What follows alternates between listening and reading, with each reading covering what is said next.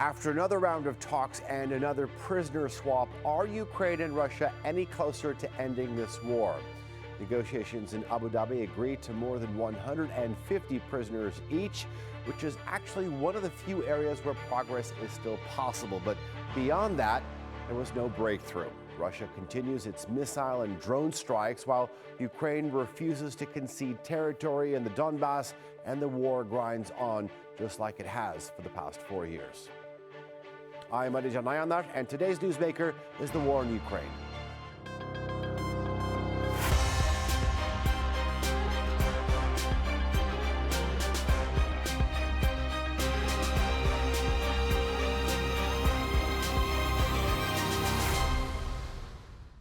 The central obstacle remains land. Moscow insists Ukraine withdraw from the remaining parts of the Donbass it controls, while Kiev says it has neither the moral or the legal right to surrender territory, especially heavily fortified areas that prevent further Russian advances. At the same time, Russia's attacks on energy infrastructure continue during one of the coldest winters in years, leaving thousands without heat or electricity. But even amid the fighting, a new dynamic is emerging. The United States and Russia have agreed to reestablish military-to-military channels suspended back in 2021, a move that some see as pragmatic. Here's more in our story. If negotiators in last week's three-way talks between Russia, Ukraine and the US held in Abu Dhabi were hoping for any major breakthroughs, then they came out disappointed. No sudden shifts and no large game changers. Работа продолжается. 2 дня велась работа. Работа конструктивная и одновременно очень сложная. Она будет продолжена. It's important that the process is ongoing. We would like faster results, but if the next meeting is planned, it means there is a chance to continue the dialogue, which, of course, we very much hope will lead to the end of war. But there were some incremental steps forward. An agreement to commit to future diplomatic talks, and another prisoner exchange was conducted. 314 people in total, 157 Russians and 157 Ukrainians returned home. But the biggest sticking point is the return of land. Kiev sees the least problematic solution as a ceasefire along the current lines of control. Moscow wants Ukraine to cede approximately a fifth of the Donetsk territory it still controls. Kiev says that is something it will not do. And if any US-mediated talks on the creation of a demilitarized zone were to manifest, Ukraine insists Russia must mirror any withdrawal. On the front lines, the war continues, with Ukrainian soldiers skeptical Russia would honor any withdrawal. I haven't even thought about it. I don't have time to think about it. I have a war going on in my head. Who will leave? There will be no order anyway. They are taking us out of the Donetsk region. Then the Russians will go further. That's what I think. Now we will give up Donetsk region, they will settle there, and then they will have the opportunity to go further, much further. Ukraine has been undergoing one of its coldest winters in years. Russia is pressing this fact to its advantage by attacking energy infrastructure.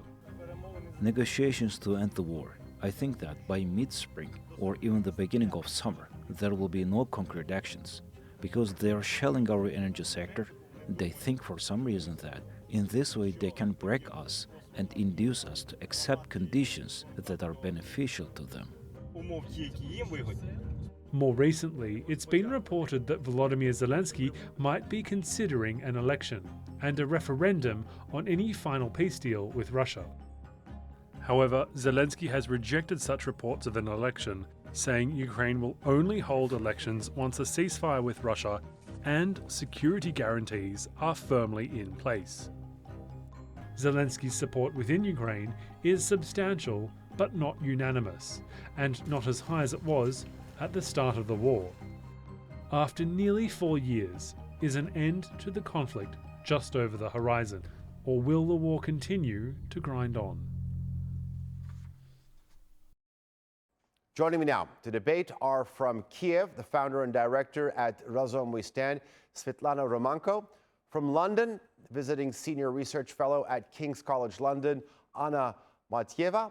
And from Washington, D.C., retired U.S. Army Colonel and President at the Delphi Global Research Center, Robert E. Hamilton. Welcome to all of you. I'd like to begin with where we stand after Abu Dhabi. And if I could begin with you, after 2 days of talks, we saw a prisoner swap, but no territorial breakthrough.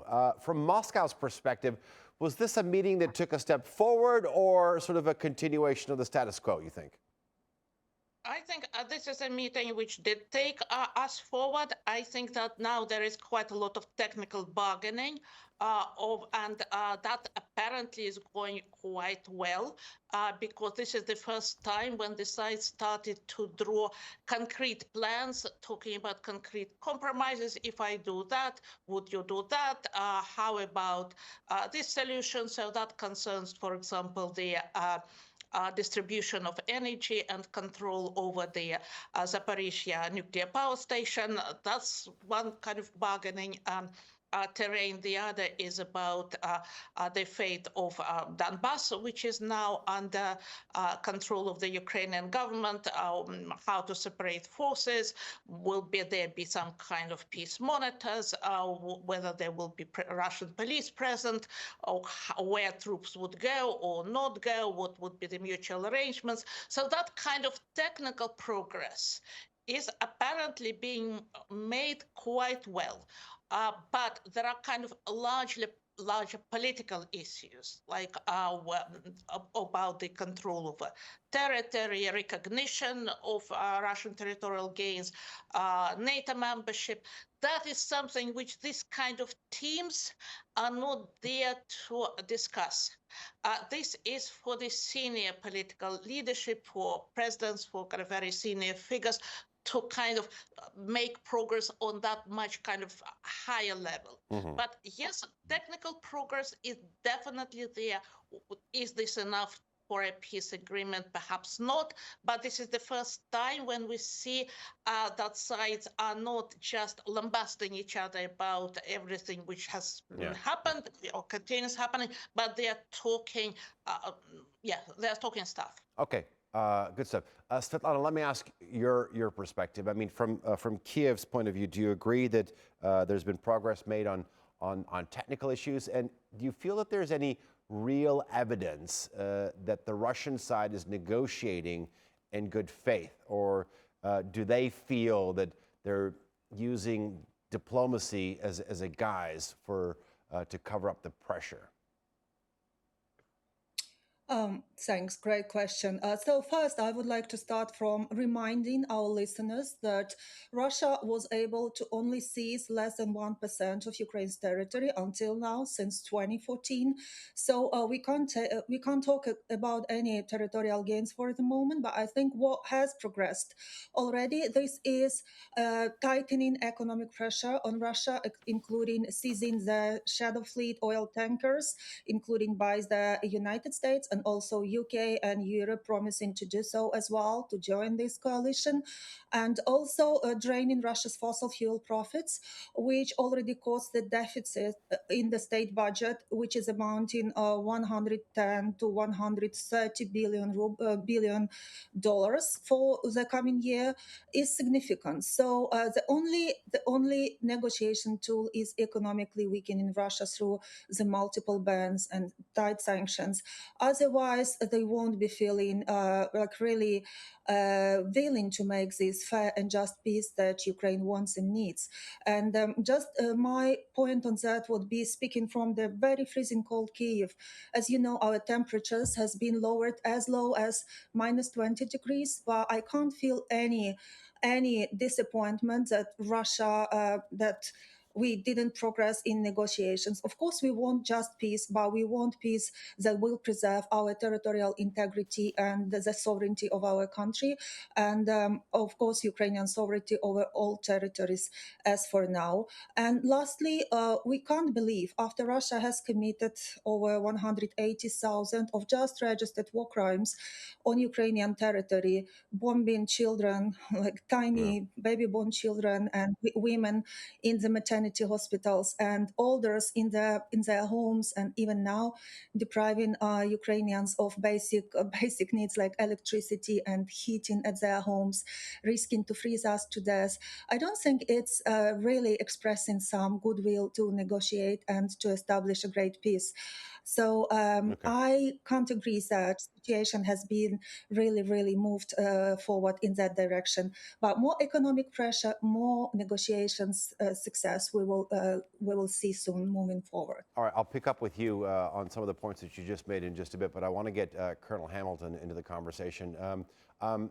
Do you feel that it's, I feel that it's interesting to see Washington and Russia reestablish a high-level military-to-military dialogue. What's your reasoning for this? Well, I think from the Russian perspective, and I do think Russia is driving this, the idea is to dangle and distract. In other words, you dangle the prospects of significant Russian-U.S. economic cooperation in front of people in Washington, D.C., especially people in the Trump administration, which is very concerned with or interested in economic gains. And so I think the Russian idea is to dangle these incentives for economic cooperation in front of the U.S. to try to distract it from being a primary negotiator, interlocutor in the Ukraine war. The idea in Moscow, or I think the hope, is that the U.S. will just get frustrated and lose interest in the Ukraine war and become more interested in repairing the U.S.-Russia relationship. That's the Russian strategy. The problem is, for Moscow at least, that many of these economic cooperation incentives that they're dangling would be very difficult to realize. A lot of the cooperation in rare earth minerals and hydrocarbons is not commercially viable that the Russians are offering. And so I don't think the strategy actually has legs. I don't think if people in Washington were to do a real assessment of what Russia was offering, what Russia's offering is not nearly enough for the U.S., at least in my view, to repair the relationship with Russia, which, as Svitlana said, has committed daily war crimes as a part of its strategy in Ukraine, violated Ukraine's sovereignty and territorial integrity, violated the UN Charter. And so I understand the Russian strategy. I'm hopeful that people here in Washington, D.C. are smart enough not to fall for it. Anna, I got to give you a chance to respond to that. I mean, this is a tactic that's being pushed by, or that primarily wanted by Moscow. It is dangle and distract, and it is a strategy that has no legs. That's what Colonel Hamilton is saying. Your response? I think the response was given already by the Russian foreign minister, who said very recently in an interview that we do not expect much improvement with the U.S. Yes, there have been a lot of goodwill rhetorics from President Trump and his team, but generally since Trump came into office a year ago, what Russia has seen only tightening pressure, more sanctions from the United States. For example, Lukoil, Rosneft, now Lukoil cannot even sell their assets abroad. For Europe, it is a problem because Lukoil has been, still is a kind of major oil processor, which Europe needs. Then now there is considerable pressure on India to stop buying Russian oil. Indian position is not yet officially declared, but definitely since Trump came to power, the strategy of pressing Russia into various things, and also, of course, mainly to squeeze it out of the energy market in Europe has been very clear, and I have to say it has been pretty successful. So that this is not the kind of the rhetoric is one thing. And there were high-level meetings and very nice words said, but the hard realities are driving in completely the opposite direction. I don't think that Moscow is so naive not to see it. Okay. I want to move into talking about whether or not a territorial compromise is even possible at this point. Svitlana, when you were talking just a moment ago, you said in the past 12 years, since 2012, Russian forces have only been able to capture around 1% of Ukraine's territory, but the country is insisting that ceding parts of the Donbass is not a compromise. but rather an occupation. Do you feel that there is any imaginable scenario whereby Kiev could accept a settlement along the line of control? What I do think, not at this very moment, because in spite of really difficulties with, not difficulties, just terrible, violent Russian aggression going into its fifth year without slight change for better or for slight change for fair peace establishing. So I just can only say that we, at the moment, we are supposed to be winning because our sanctions have a strong effect, and we should never forget who an aggressor is, and we should not mix white with black at this very moment, and we should pursue for responsibility of Russia for committed war crimes, but also for reparations part in the peace negotiations, not just territorial one, because as you know, as you perhaps know, that 1 trillion of damage has recently been calculated by the World Bank that Russia has inflicted over Ukraine. I'm not even saying about priceless and the most precious human lives that have been largely under threat and under huge attacks from Russia. So I don't believe that, for now, we are happy to accept any of those occupational bargains that Russia tries to make normalize between the countries. But I think this should be never normalized, as we need to understand and draw the line between the fossil fuel aggressor, which is Russia, and the constant threat to geopolitical and energy security that Russia presents, also selling its fossil fuels. Still, we try to work hard to cut those flows of Russian fossil fuels, and this has been a success. And now Russia lost at least $500 billion of their fossil fuel profits, which is of course great, but more work needs to be done before Russia will want to have a real conversation about fair and just peace in Ukraine. Okay. Colonel Hamilton, a moment ago you were talking about economic incentives. Let me sort of present this in a maybe a different way. When you look at it, Europe has secured funding for Ukraine, at least for the coming year. Strategically speaking, is this now, do you feel, a war of economic endurance? And which side has the stronger position, you think? That's a great question.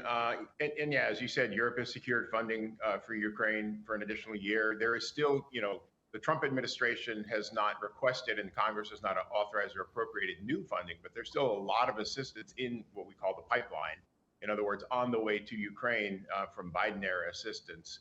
And it's in the tens of billions of dollars. And so as long as the U.S. continues to allow that to be delivered, continues the prioritized Ukraine requirements list, meaning allowing our European partners to buy U.S. equipment and send it to Ukraine, I think Ukraine is going to be, in terms of equipment at least, in fairly good shape over the next year or more.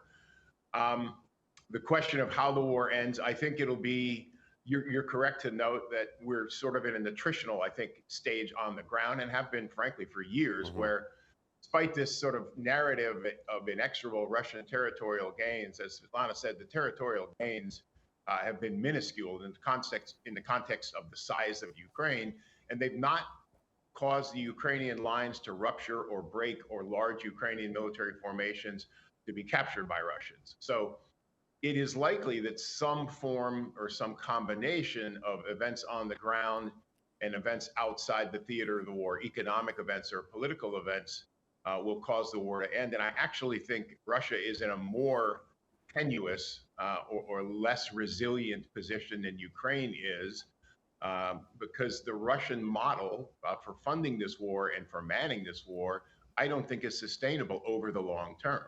Okay. There are all sorts of indicators that the economy is starting to teeter, that they're having real trouble recruiting the number of people that they need per month. And so I think these problems will accumulate, and the Kremlin will be at some point at a decision point.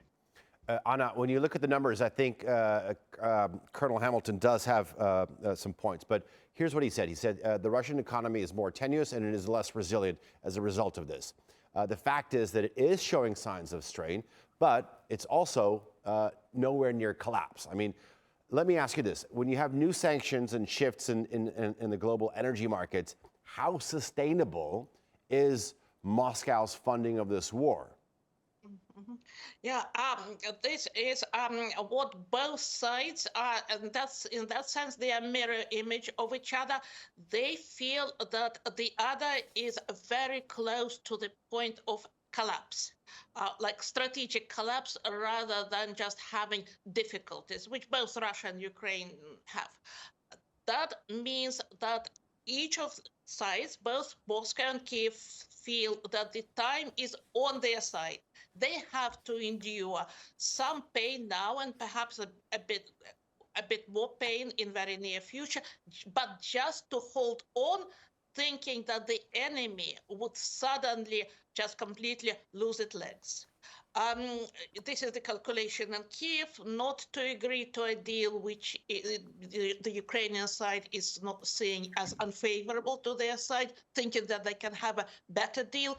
The same thinking is in Moscow, that Ukraine is on its last legs, that a little bit of a more kind of a push or even sort of degree of pressure would mean that Ukraine would be at the point of total kind of internal collapse.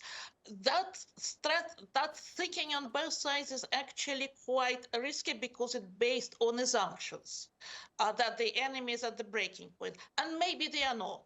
Yeah, public opinion polls in Ukraine signify fatigue, but also considerable support for continuation of the war. The same thing in Russia. By and large, public opinion also think that we should continue to get a good deal.